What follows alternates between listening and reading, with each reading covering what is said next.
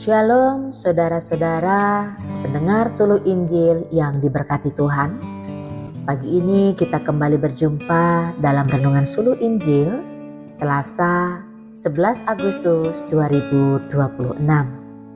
Kebenaran firman Tuhan bagi kita pagi ini diambil dari kitab Yunus pasalnya yang pertama, ayatnya yang pertama sampai 17.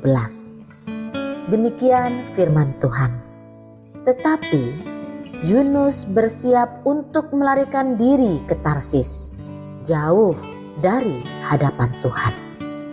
Renungan kita diberi judul Misi Penyelamatan Allah bagi Bangsa. Saudara yang diberkati Allah, banyak nabi yang dipanggil Tuhan menolak secara halus dari awal panggilan, tetapi pada akhirnya memilih untuk menerima.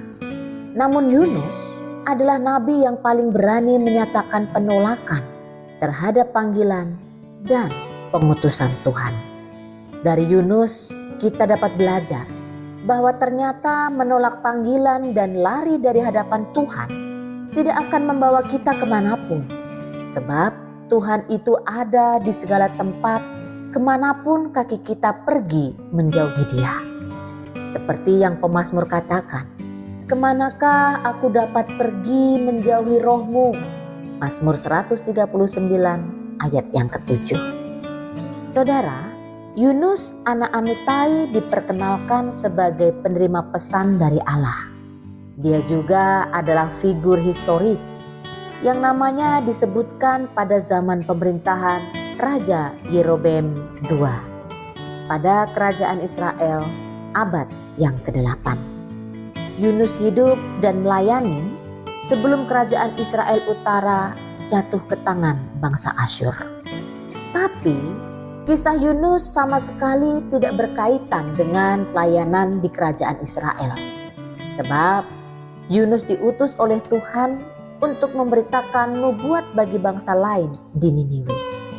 Niniwe merupakan sebuah kota yang digambarkan sangat luas, kuat, berkubu, dan memiliki pengaruh besar terhadap bangsa lain. Tuhan berkata kepada Yunus, kejahatan orang Niniwe telah sampai kepadaku.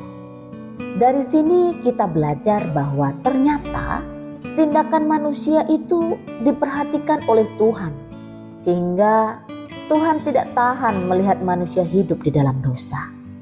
Mengapa? Karena Tuhan adalah Allah yang kudus, maka Ia tidak membiarkan manusia hidup di dalam dosa. Bahkan di Taman Eden, Tuhan datang mencari manusia pertama yang telah jatuh dalam dosa karena tidak taat kepadanya dan bertanya, "Di manakah engkau?" Dosa itu membuat manusia cenderung memilih bersembunyi dari Tuhan, bahkan terus menikmati dosa.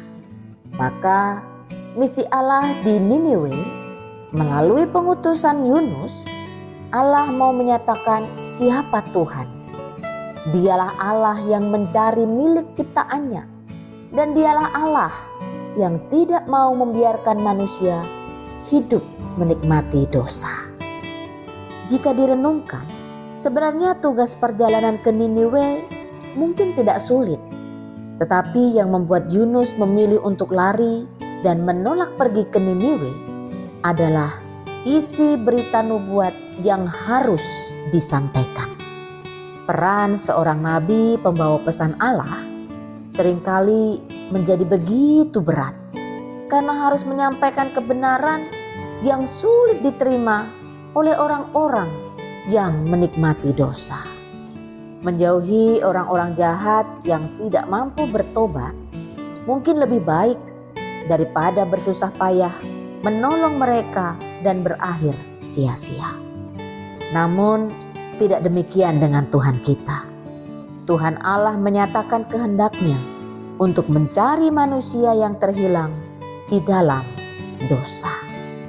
Marilah kita meminta hikmat Tuhan untuk bersama-sama memahami adakah kejahatan terjadi di tengah bangsa kita yang telah sampai kepada Tuhan sehingga Tuhan memperhatikannya.